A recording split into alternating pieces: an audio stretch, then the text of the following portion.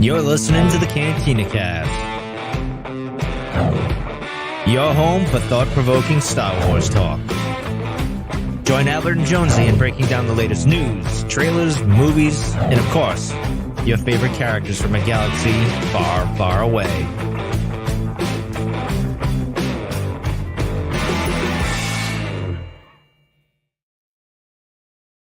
Hello, everyone. Welcome to the Cantina Cast. My name is Albert Padilla, and this is the Waystation, your source for Star Wars news and rumors. Today is Sunday, May 26, 2024, one day after the 47th annual birthday of the original Star Wars, or AKA A New Hope. So happy belated birthday, first off, to our co-hosts here, Ed Garcia and Fred Kennedy.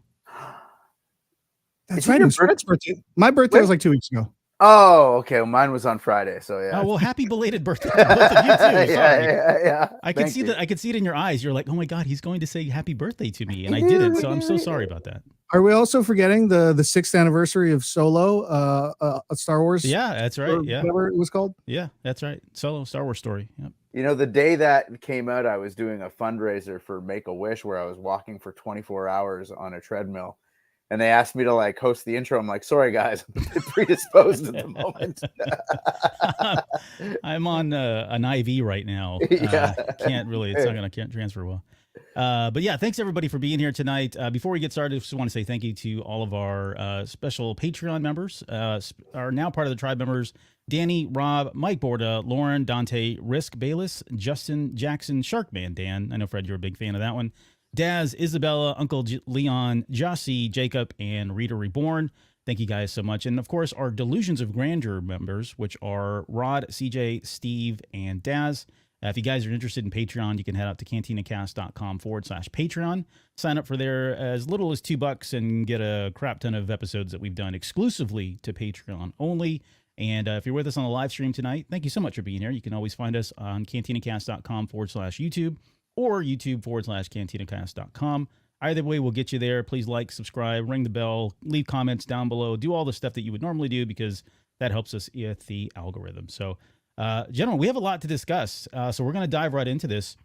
And I want to start with the Acolyte because there's a lot of discussion. I mean, by the time we come back and huddle back up again on the Waystation, Acolyte will already have been out. So this is our last moment to talk about this and get whatever kind of crazy whack tinfoil theories that you might have roaming around in your heads and just kind of start talking about all this stuff. But I guess let me start with Fred. How excited are you to finally be here on the cusp of, this the big event here with the Acolyte? I'm super stoked to see Jedi get back to as roots as they possibly can.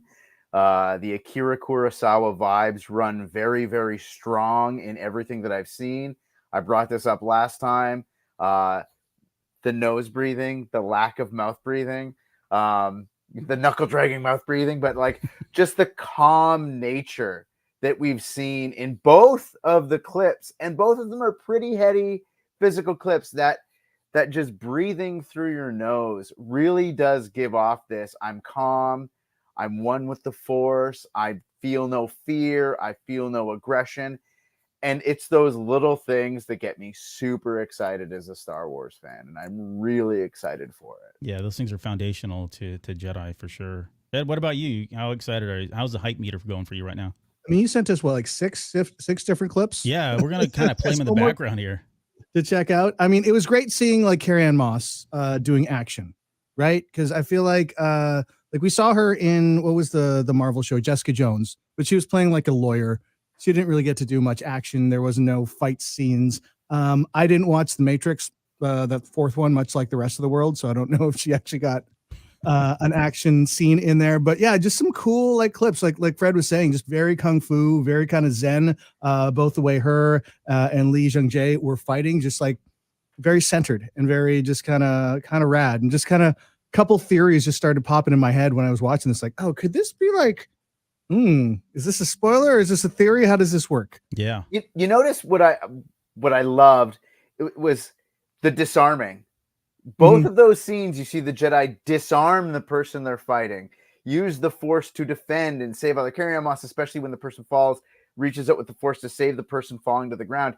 those are those core tenets of Jedi that I miss seeing and that I love. It's like the Superman theory, what's so bad about Truth, Justice, the American Way? Like that, just what happened to people that are really powerful, that are also good? I think that's what we're missing. And that's what I love about the Jedi. And to see them doing that makes me so happy. And I just hope that's what we see in this show, Yeah. What do you guys think about this? So, and I don't know. I don't have a problem with it. I'm actually down for it. Like a lot of the action sequences. First off, let me just say this: like we've never. Jonesy and I were talking about this last night, but we've never seen the media blitz for a Star Wars television show, Star Wars anything really outside of a movie, like we've seen so far with the Acolyte. This is above and beyond what we saw with the Mandalorian, even seasons 2, season 3, or you name it. They've not released this many clips and done this much as far as promotional goes.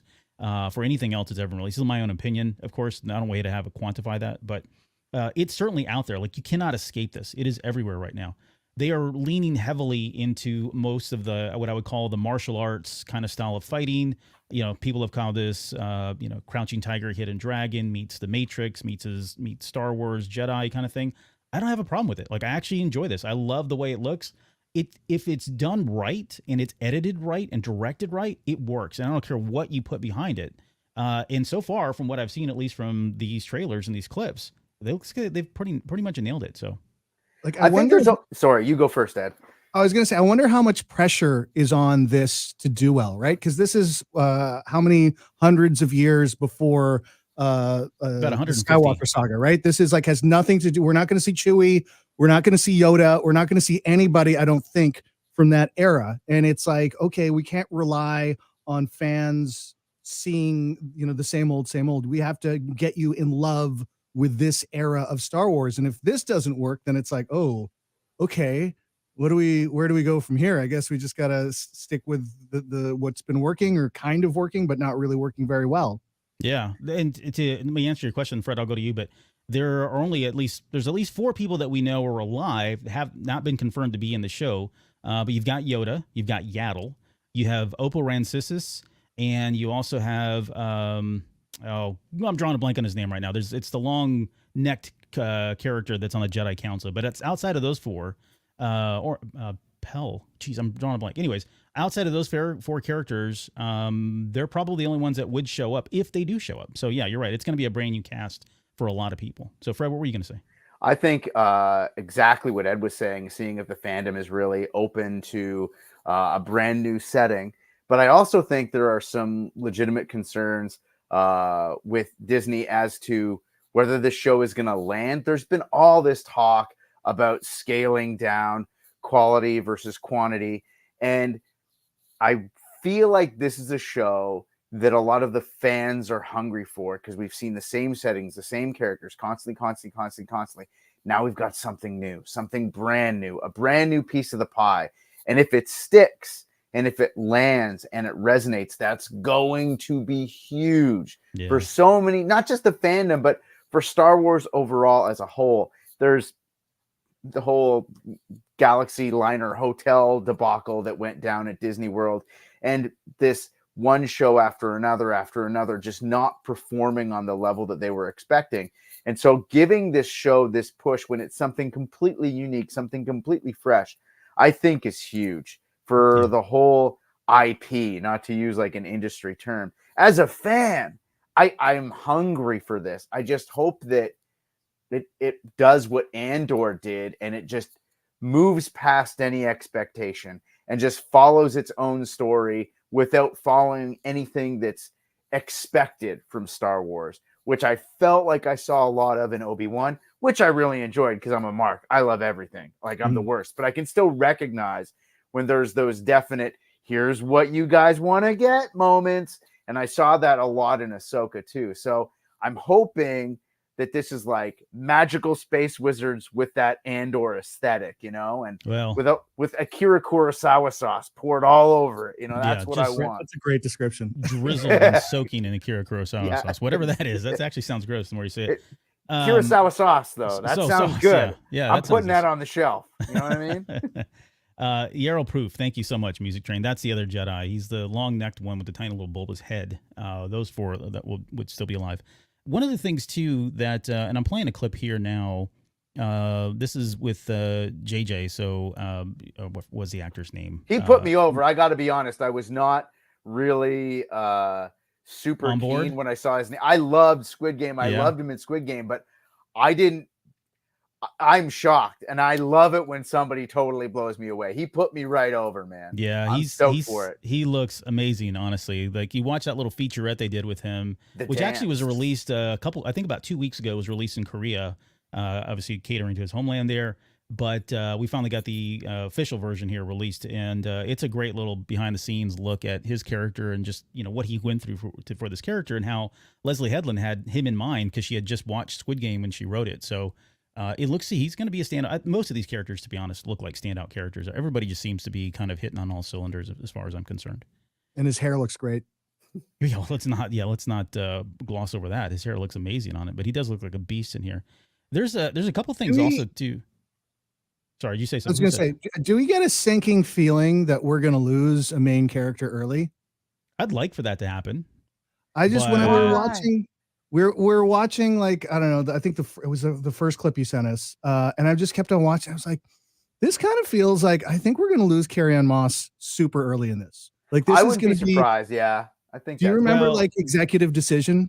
Like, it was like Kurt Russell and Steven Seagal, and they made it sound like it's going to be these two. It's going to be awesome. They're going to take over a plane, and like Steven Seagal dies in 5 minutes. And we're like, oh, I think just this weird feeling when I was watching it today. I was like, is this going to be like that? Yeah, it's almost like Scream when what's her face had come out. Drew Barrymore. Yeah, she was supposed to be featured and died within the first opening sequence, which was an amazing opening sequence.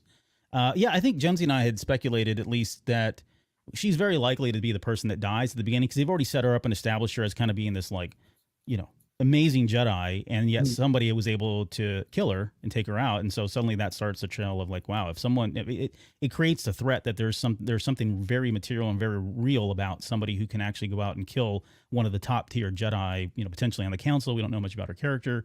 So I think that's been the prevailing theory, and I would agree that unfortunately that would suck, because I think Carrie-Anne Moss looks amazing and she does really well, but you got to set the stakes pretty high here, right?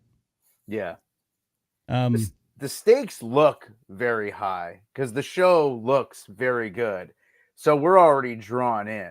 Yeah. The aspect of which big character dies doesn't pull me in so much as just wanting to see a new era and new characters. But if it feeds the story, I mean, that's what's going to be awesome. Yeah. It's labeled as an action-packed murder mystery, whodunit kind of thing. On top of all this, we finally got as well, I already played it, but there was the clip that played at the very end of The Phantom Menace for exclusive theaters. That has been officially released now. You can watch that entire clip on there, which is great. It's just end-to-end a beautiful clip to watch. Lots of great cinematography, and the way the action sequences are choreographed is pretty amazing, spectacular. I would be remiss without mentioning that a couple days ago, I think on Friday of last week, they did the official premiere over at El Capitan Theater, and a number of our friends from other shows were invited out there, as well as a number of other folks. And some of the early non-spoiler reviews have been coming in, and I think one of them, or at least two of them that I consider really golden sources and people I trust, actually said, Fred, they said this was Andor, but meets. It's what Andor did for that era of time. This does for the Jedi. So take that for however you'd like. But so far, the reviews have been and the initial reactions have all been very, very positive. Now, granted, the group that went, they are kind of like us. We love everything. We love everything about Star Wars.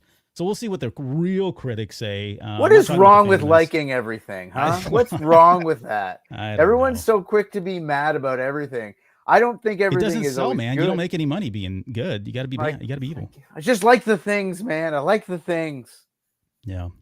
I do want to talk about two other things in this last promo here, and I'll maybe stop this one just a little bit so we can kind of see. There is the light whip. We got to finally see that. You guys, Ed, what did you think about the light whip? Are you a fan of it? Do you care? I think Jonesy was the one who sent it to me, because I was like, what's this? I was like, oh, are they whipping with lights? Is that allowed? Is the physics? of Star Wars allowing this? Oh, I we guess threw so. physics out the window like in 1977, my friend. Let's just be No, honest. 77, there were still like two-handed lightsabers, right? Like George Lucas, like this is going to be like a medieval knight, and you're supposed to swing it like it's a broadsword. Like Then there's like the weight second behind it. movie, they're like, yeah, just do flips and stuff. We don't care. Yeah, right.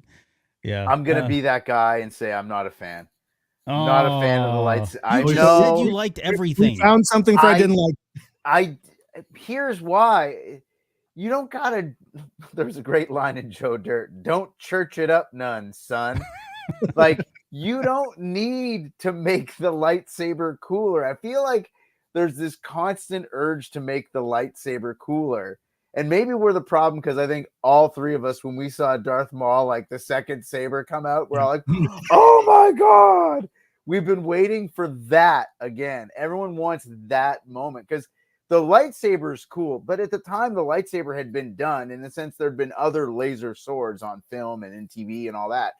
But a double-ended light sword, oh my God. And there's nothing wrong with the lightsaber the way it is. It is an elegant weapon for a more civilized age. And like, I remember, did you guys play the Jedi Academy game where you can choose to use two lightsabers, the lightsaber staff, or master the single-bladed lightsaber?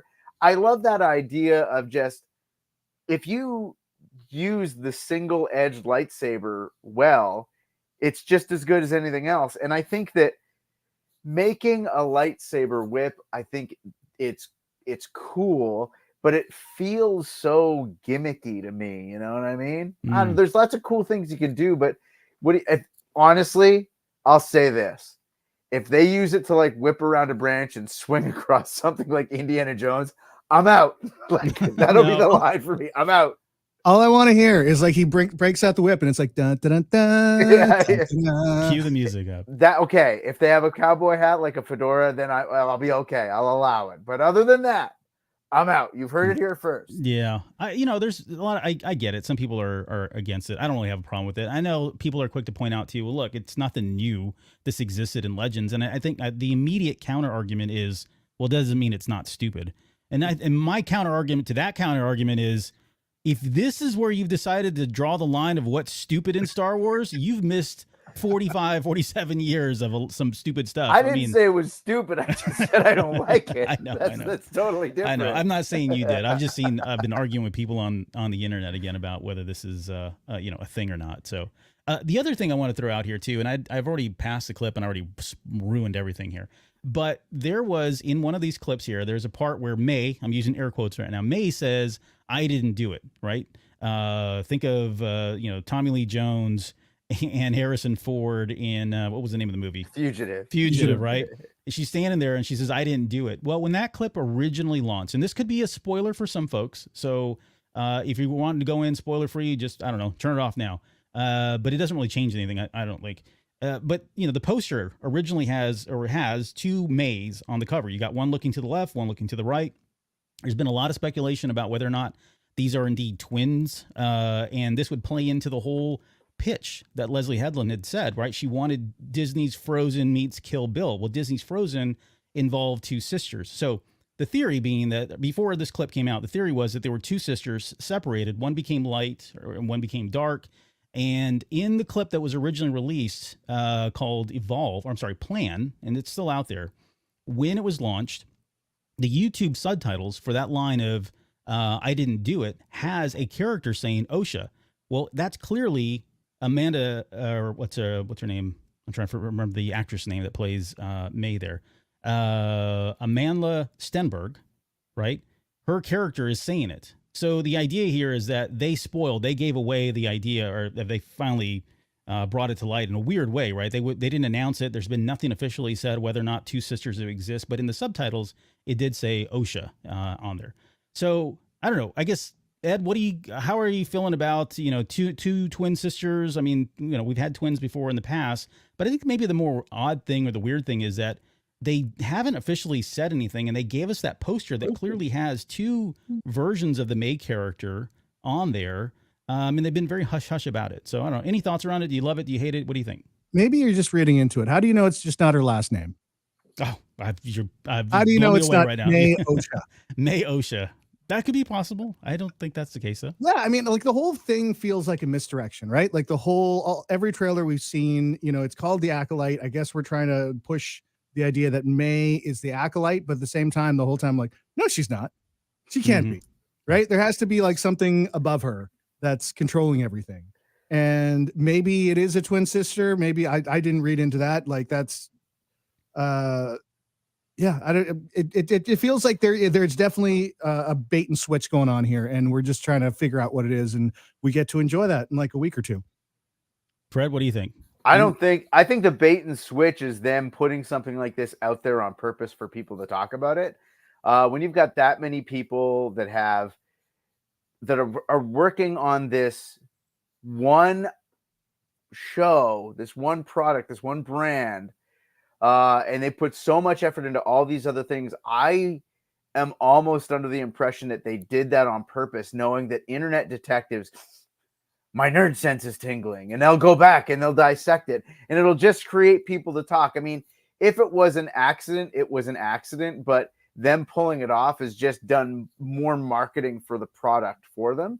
I used to be so obsessed with this stuff. I used to get so into these little detective things, and now I just like to sit back and just soak in it and enjoy it. This does not affect anything about my opinions going into the show at all. And I don't know, maybe I'm the weird one. I was honestly the lightsaber whip made me more like than anything like this. You know what I mean? Like that got an actual reaction from me, because I just think lightsabers are really cool to begin with. I remember being like, what?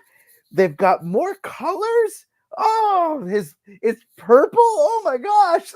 Like to me, that got me more excited than hearing like a bit of dialogue that was in it and it was out.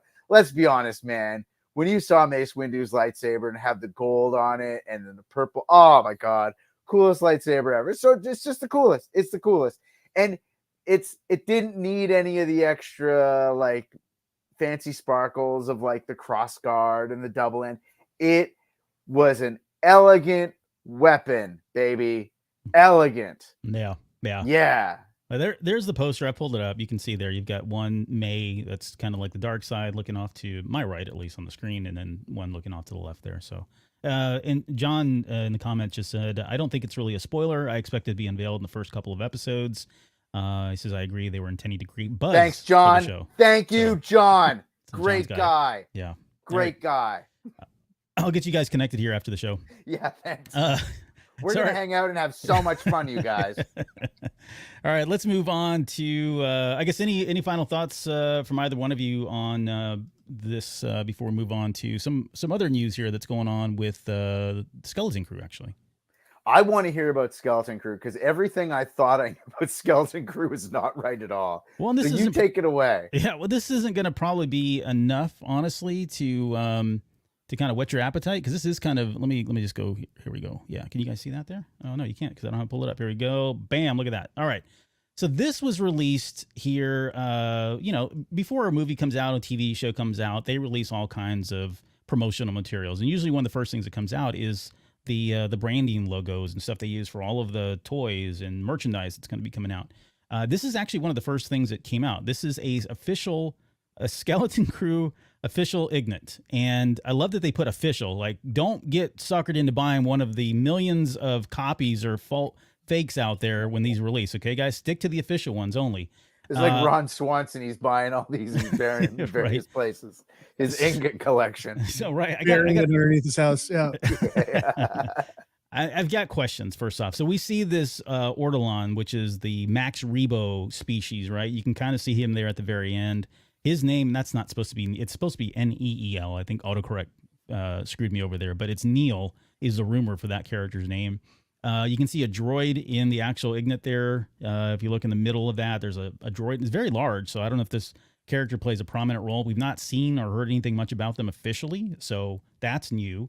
I don't know who the hell collects Ignites. I didn't even know that was a thing. I've heard of, pins and, pops and all kinds of other stuff, but I guess there's a market for this. I don't know. And then the last thing is on the back of the packaging. It says an epic. This is they've updated kind of like the tagline. An epic tale of friendship and determination awaits. Join these youthful characters as their grand quest to find home. On their grand quest to find home. I don't know. First off, I guess Ed, what do you think about all this? This is your first time seeing it. What do you think about the character designs and finally getting a look at the Ortolan character?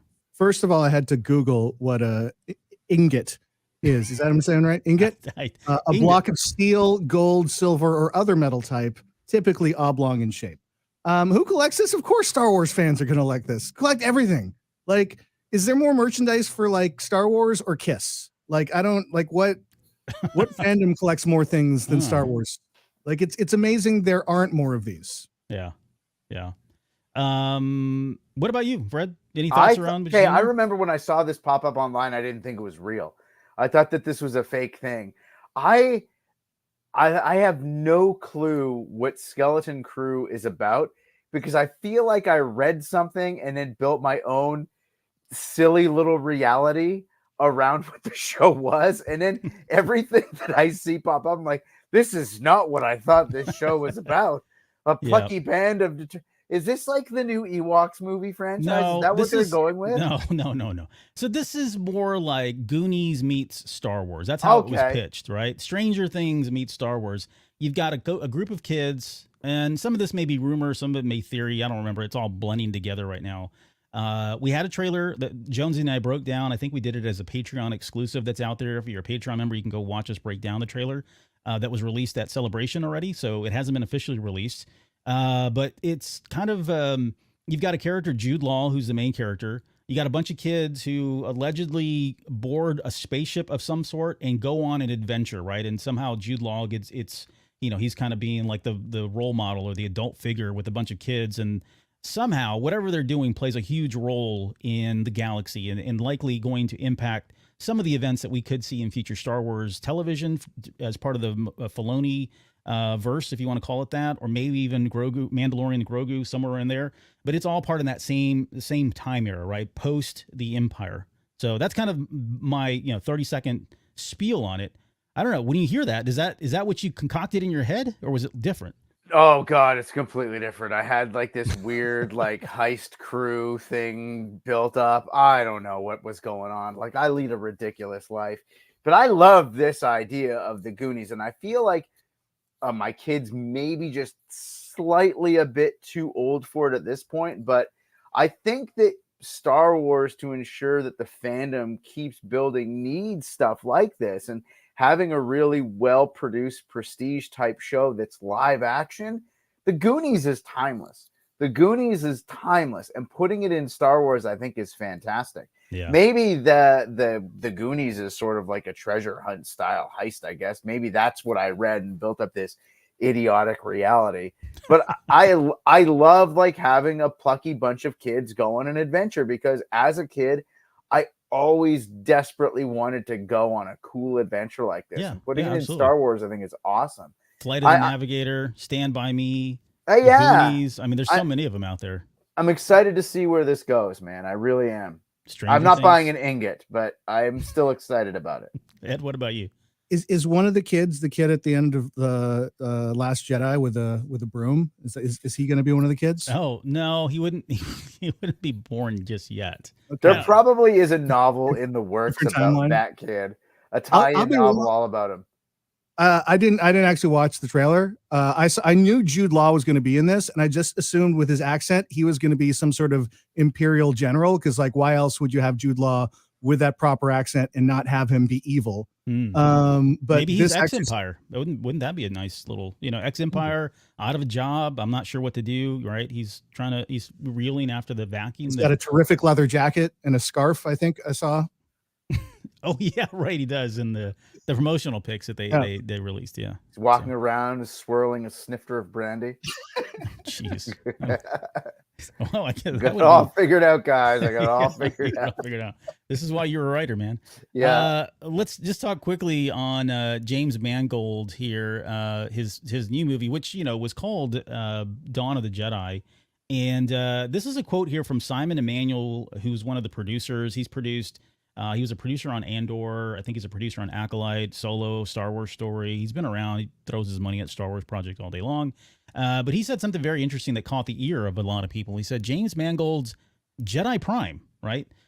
He called it that, is set thousands and thousands of years before the original trilogy, and I'm really excited to see what happens there. Now, not a huge story, but it is interesting that he's calling it Jedi Prime and not Dawn of the Jedi, which has been kind of the working title. Now, both of those could be working titles, right? Let's just be honest, right? It could mean nothing at all. But the fact that he was using it as a proper noun is interesting to hear. And it certainly goes back to what the image I've got pulled up right now. This is from The Last Jedi, and the Jedi Prime being the original Jedi who were all about balance in the Force, equal light and equal dark, and keeping those in harmony kind of thing.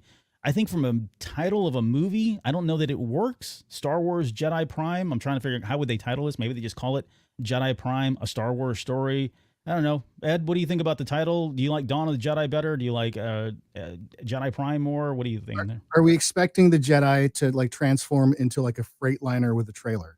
Is that's what. So on cue, Jonesy said, "Jedi Prime: The Quest for the Allspark." Maybe that's the official title. I feel like people know Jedi enough that they don't have to add like Star Wars story to. Yeah. As a tagline. Right. That's very true. Thought it was over the top too. Oh my god. Does Dawn of the Jedi kind of sound too much like Dawn of Planet of the Apes? Was that maybe the thinking? Like we just had a dawn of something. We had that 2017. I think is when Dawn came out. I could be wrong, but they all blend together. I don't know. They do. One Up says, "I just thought of Metroid Prime." Oh. Yeah, I mean, this is a new concept of the Prime Jedi. That really did kind of come out during the time of The Last Jedi, and there's been a lot of discussion. Nothing's really made its way, but I guess, Fred, for you, anything that you want to add on to this? I love it. I'm a huge Rebels fan. I love the Bendu. It's just that idea of beyond good and evil. We talked, I think, before we went on air about we talked on air about the Jedi Academy game, and you can choose light powers and dark powers. You can build a Jedi that can have like force lightning and at the same time push and all that, but it doesn't make you evil. You're still the protagonist in the game. And I love seeing stuff like that. What's weird too is, Albert, we were talking about the Old Republic, the MMORPG. And when you start off, there's certain ways you can start off. You start off on the original planet of the original Jedi, where the Tython. Jedi began. Tython. And pardon? Tython. Yeah. And I'm always, that's the stuff that I want to see. And I love the idea of the Jedi themselves containing the balance of good and evil, and the nature of strength is being able to control and use both, as opposed to shutting one out and being this way or that way. That's what made the Bendu such a cool character. And the voice work from Tom, he's the greatest Doctor Who of all time, Tom Parker. Is that right? I probably got it wrong. I'm an idiot. But that nature of that character of rising above the conflict of light and dark, I can't wait to see that. And this feels like almost like a biblical Cain and Abel kind of story of what led to the separation of the two of them. Yeah. James Mangold is on record as saying he was kind of going for like the 10 Commandments version of Star Wars kind of thing, right? So hailing back to the original, like the old movies. So I'm stoked. I'm really stoked to see this. It could be really as good. far as I'm concerned, the title, I don't really care what they call it. Yeah. I'm more interested in that era of time and what that's going to look like. I mean, there's a gold mine there of content and mythology to explore. Also, maybe James Mangold, we should get him to listen to Mud 79 if he's really interested in developing Star Wars IP. Let me tell you, we got something for him. He's going to love it. Right. Before we get to George Lucas, which was what we're going to end on tonight, I want to ask you just quickly. There's another rumor that went out. We haven't had a chance to talk about this because it came out right after we did our last show. But Sigourney Weaver is being rumored now to be in Mandalorian and Grogu movie coming out. Just a rumor right now. But what do you guys think about Sigourney Weaver? I know she's not a proven kind of sci-fi actress, but what do you think about it, Ed? I love it. Like, why not? Like, I feel like she can pick and choose whatever she wants to do, right? Like, I feel like What was the last thing I remember her in? Was it the Probably Defenders Avatar. in the MCU? Oh, was she in yeah. the Avatar sequel? Yeah. I did not watch the Avatar voiced sequel. it. She just voiced it though. Okay. Yeah, I mean, like, does it count as sci-fi if you don't have Sigourney Weaver in it? That's a good point. No, it doesn't. She's one of kind of the staples. I was trying to see. She's 74 years old now, so I can't see her like run around wielding a lightsaber or anything like that. Of course, this would be in that time, so there wouldn't necessarily be any Jedi run around. But I'd like to see her doing something else. Fred, what about you? You a big Sigourney Weaver fan? What do you think? Oh yeah, I think Sigourney Weaver is one of the great untapped villain actors out there. I think that she could play a villain like nobody's beeswax, let me tell you. And put her as sort of like not an imperial officer per se, but some sort of like administrative connector with the Empire who's stern, gets things done. Like, I think she'd be great in it. I don't know. I think that we need less flashy villains in Star Wars and need more I get it done because I outthink everybody villains, which is what Thrawn is, but they kind of give him a bit more flash or surround him with a lot of flash. I don't know. I want to see Sigourney Weaver be really bad and mean, ruthless and calculating. Yeah, I'd love to see. I'm all for it. I mean, I'm a huge Aliens fan and always have been. I don't care what role she's in. I think it'd be great to have her in as part of the family because she's been absent for so long. She's never been a part of it. So, all right, let's get into George Lucas and we'll end on this because there's a lot of stuff here. So George Lucas says, you may or may not know, was attending Cannes over the weekend, 2024, or I guess last week. And he was one of the honorary recipients of the Palme d'Or, which is the highest award they give. In my opinion, it's kind of like, that's the big one, right? That's the big ball kind of award that you want as a director. Of course, he doesn't have a film out right now, so they didn't give him that. That's why he's getting the honorary role. But in the course of interviewing with people out there like Hollywood Reporter and what was the other magazine that he touched base with? Variety magazine. He's throwing out a bunch of quotes here. And I want to just talk about some of these quotes. I want to get your thoughts on it because some of this stuff I feel like is, worth mentioning and certainly discussing because the context matters in these quotes. And I've seen this as some of these quotes are being used as just oxygen for the far right, if you will, in Star Wars, the dark side people out there. So let me start with the first one here. And this was talking about, I guess, women in Star Wars. He says, who do you think the heroes are in the stories? What do you think Princess Leia was? She's the head of the rebellion. She's the one that's taking the young kid who doesn't know anything and his boisterous, I know everything guy who can't do anything and trying to save the rebellion with all these clowns.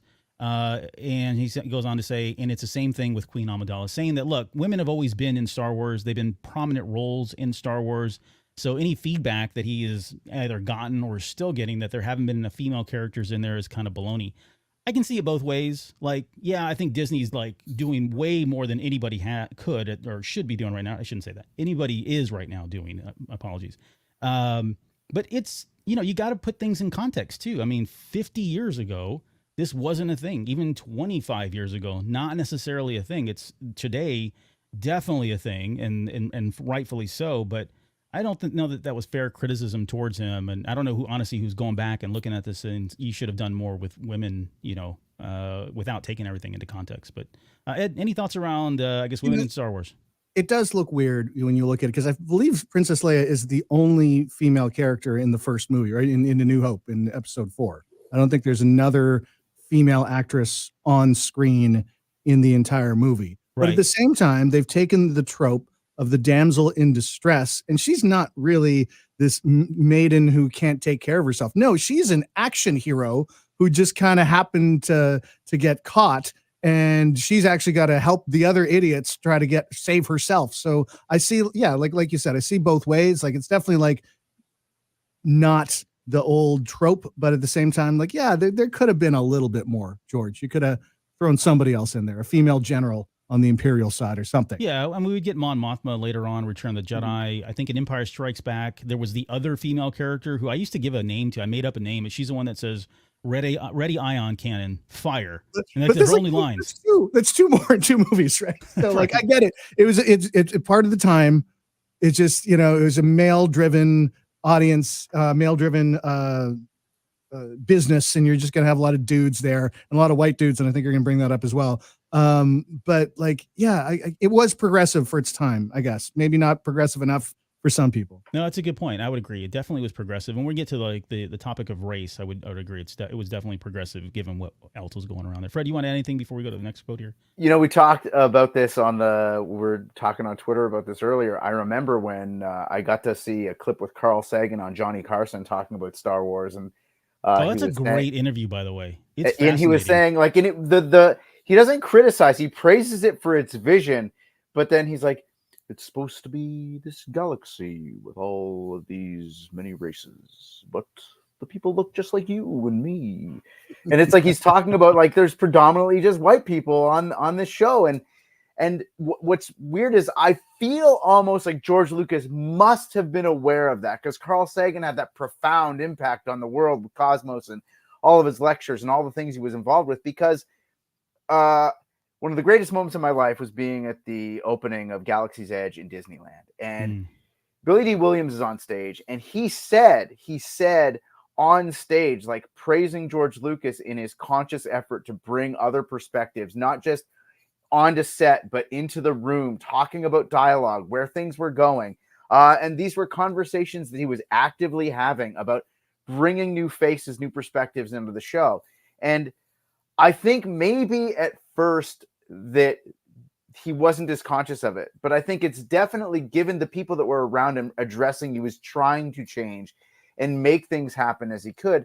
And we're not talking like he didn't make Lando Calrissian like a sidekick character. No, he's got, he's got agency.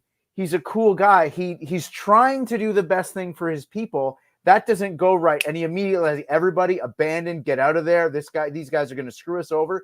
It was a cool character with a really cool, well-written, efficient arc. And I think that we need to stop looking back on things with this lens of today, when there's clear evidence that person tried to change what they were doing in the process, Yeah. And Star Wars is a franchise too. Like if you look at Andor with Mon Mothma, I think they have what they have done with that character. Oh my God, that's such a great way to up the ante with things. I love the Mon Mothma character in Andor so much. Yeah, here's the quote talking about, I guess, race. He says, they would all say, it's all white men, Lucas said of the film's critics. Most of the people are aliens. The idea is you're supposed to accept people for what they are, whether they're big and furry or whether they're green or whatever. The idea is all people are equal. And again, I would agree. Like he was progressive in that sense, especially of the time.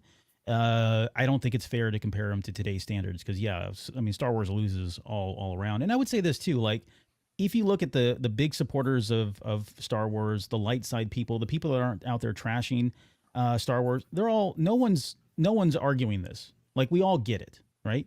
And even the people that are like the fandom menace, right? Those guys, they're all saying the same thing. He was progressive for the time. It's just a small snippet of critics and people that came out at the time that said, hey, you could have done better. But, again, context means everything here. So I think he definitely did a good job there. He primarily made the Empire a xenophobic institution. Right. I mean, that's right there. Like, and he calls it out. So I don't know. People need to. But the fact that he could have done better, then he did do better later on. Like yes. that's the point. That to me, that's the point. That's the lesson. Yeah, okay, didn't start off great, but we made it better. Right, progression. Yeah, that's what you want to see. And if people really know the franchise, he was trying to get Toshiro Mifune to star as Obi-Wan Kenobi. That was his first call, but Mifune thought it was fan mail and never answered it. I think that's one of the greatest stories ever. Yeah, I also read too, like after there was he was considering the accent too, and whether or not that would be a barrier because I don't know if you've ever heard him speak English. He didn't, and getting him up to speed and being able to convey something across on film was probably going to be a challenge in itself. Let's talk about this one too. This is one that's really gotten a lot of people talking about stuff here, and this is about this is really in regards to what I would call Disney, and I'm using air quotes here because I think it's more nuanced. This is the one that has really fueled a lot of the Disney haters out there and the I told you so folks out there. He says, speaking of Disney, I was the only one who really knew what Star Wars was, who actually knew this world because there's a lot to it. The Force, for example. Nobody understood the Force, he said. When they started other ones after I sold the company, a lot of the ideas that were in the original sort of got lost, but that's the way it is. You give up, you give in. There's this, you give it up, you give it up kind of thing. You look at that quote and you can kind of bend this however you'd like to, right? You can arm this and it becomes, again, oxygen for the fire, the anger that you already have, or you can dismiss it and say, well, he does say at the very end that he did give it up. I've always said that George Lucas wanted Star Wars to live on, not in his own image. Like, I don't know how anybody, like, you've ever created anything. Let me just say this. And Fred, I'll get you to chime in on this. If you ever create anything from the ground up, from your own heart, it's hard to let that go. It's hard to pass that on. And it'll never be the same.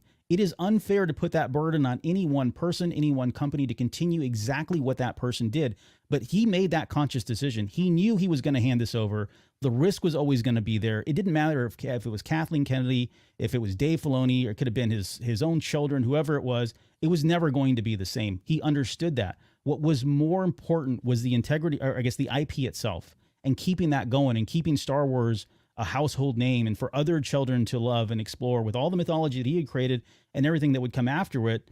That was the risk that he was giving up. That's why he sold it all. Otherwise, he would have just taken this whole thing with him to the grave and we would have never seen the end of it. So he was very conscious of it doesn't mean he has to like it. They're not mutually exclusive, right?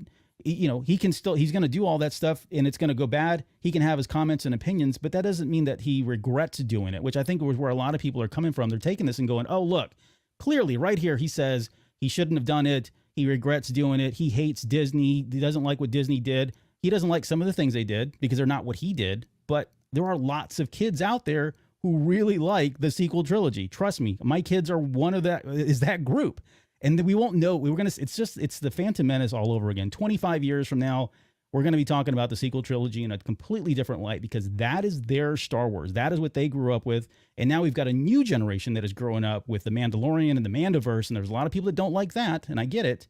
But you know what? That's their Star Wars. And you've got to just accept it and move on. So I don't know. I've said a lot there. That's my soapbox. Fred, what did you want to add on to that there? So when he talks about nobody understands the Force, obviously nobody understands the Force. We watched the first trilogy and we're told luminous beings are we, not this crude matter. The Force is an energy field that surrounds all living things. And then we see the Phantom Menace and it's like, well, he's got a lot of bacteria in his blood and it's magical bacteria that talks to the magic force. And so he's really powerful. That's why nobody understands, because you said it was two different things in two different movies in two different ways. And I also need to say, any of those people that do that whole Disney's ruining it, Kathleen Kennedy, blah, blah, blah, blah. Those are the guys that made Ahmed Best like terrified to leave his house. And Jake they Lloyd. Dumped and Jake Lloyd. Those are the same people. They hated George Lucas's Star Wars too. What they liked was like part of one expanded universe novel that they read. And then they built everything else and compared everything else to that one thing. And it didn't meet that standard, so I have to dump on it. And now this is just the new target, the new thing. So George is allowed to say what he wants to say because it's his right. He created it. He gave us all this stuff. But everybody else needs to just cool it, man. They're not taking away what you like. What you like is still there. So, yeah. Sorry, Ed. You got to talk. All right, Ed. You got to bring us back here. Even if you dislike the sequel trilogy, like Disney still gave us probably the best Star Wars movie in Rogue One, right? Like if you want to tell me the best movie is Empire or the best movie is Rogue One, sure, but it's probably one of those two. And that's a Disney movie. That's something Disney created out of a line from the first little scrolly thing. So yeah, I get it. Like a lot of people invested a lot of time reading all the novels and like they assumed, okay, the sequel series is going to follow this story. And then when we got it, it was like, oh, this wasn't the thing that I spent all the time in, and they got mad. But sometimes you got to tell a different story. Sometimes maybe this opened up to a different audience. And you think of how big when The Force Awakens came out, that was like just the biggest thing on the planet. And okay, people got butthurt when The Last Jedi came out, me included. It did, like, there are people who loved it. There are people who defend it to this day. And it just, not everything that George Lucas did was perfect, right? Like we Exactly, loved yeah. the universe he built, but it's not. Let's not pretend the whole thing was perfect. All right, and not everything that Disney's made is perfect, and it's just we gotta like enjoy the things that we enjoy. And if you want to spend your time hating all the bad things, then do that, I guess.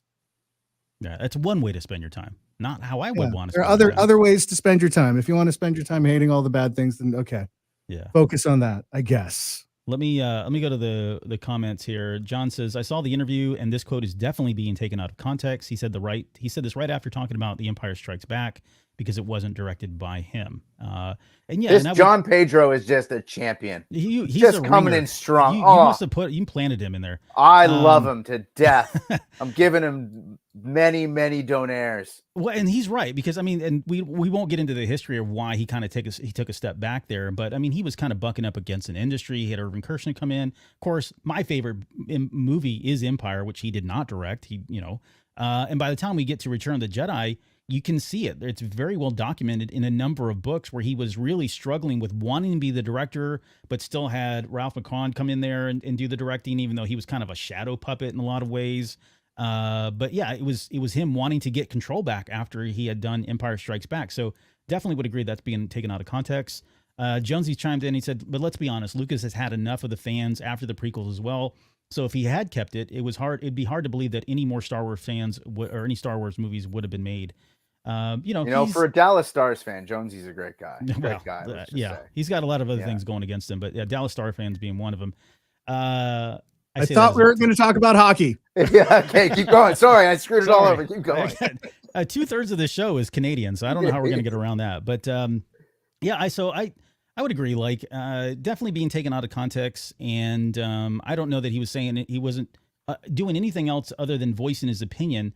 But that doesn't necessarily mean that, if he had his way, it would have been, or I guess he was saying everything was horrible. We just had a report a couple days ago where he said his favorite thing out of Disney has been the Kenobi series, which is one of the things that those far right people hate. They couldn't stand the Kenobi series. And here you got the maker himself coming out and saying that was kind of like the purest thing. I want to add this in there too. Like when he's talking about Disney, I could be wrong, but knowing what I know, he's referring to the executives, the higher ups in Disney's, right?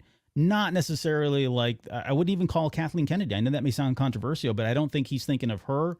I don't necessarily think he's thinking of Dave Filoni, right? Because those are people that he empowered. He's worked with forever, Yeah, he's worked with them forever. It's the other people, the other influencers, the other executive influencers, or the people at the C level or whatever that were coming in and changing things up and, talking about the trilogy and how, I mean, we've talked about it many times. It does feel kind of disjointed.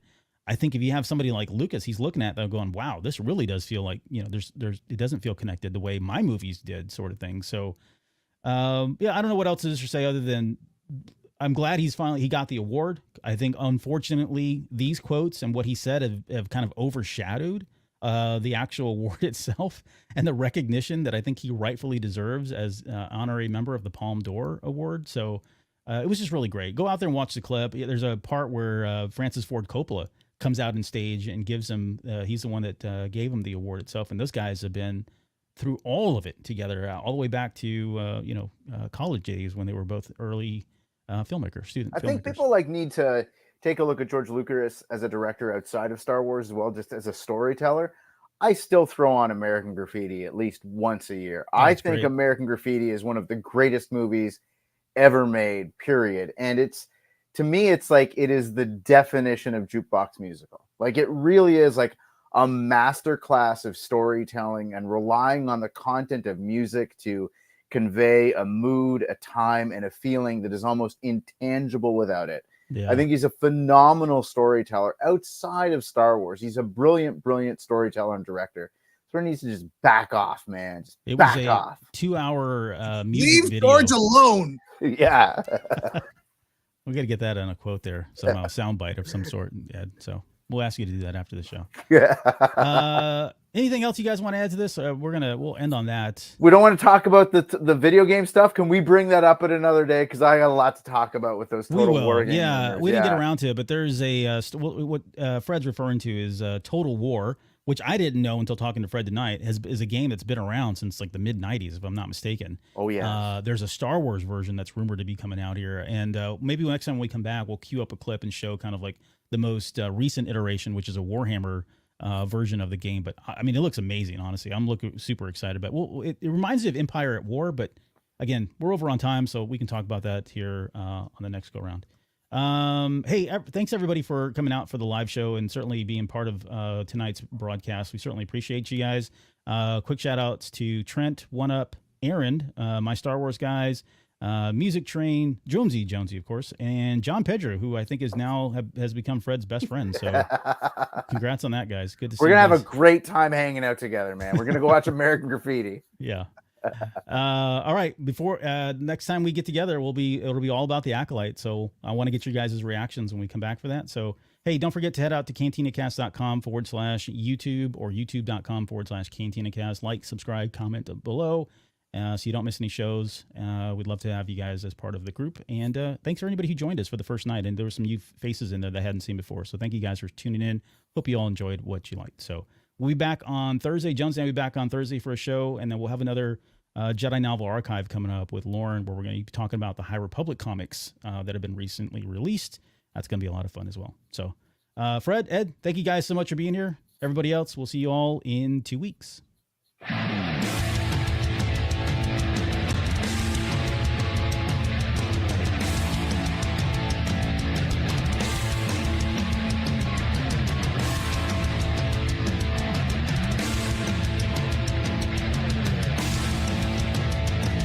You're still listening? Wow, that's amazing. Well, I'm here to give you the disclaimer.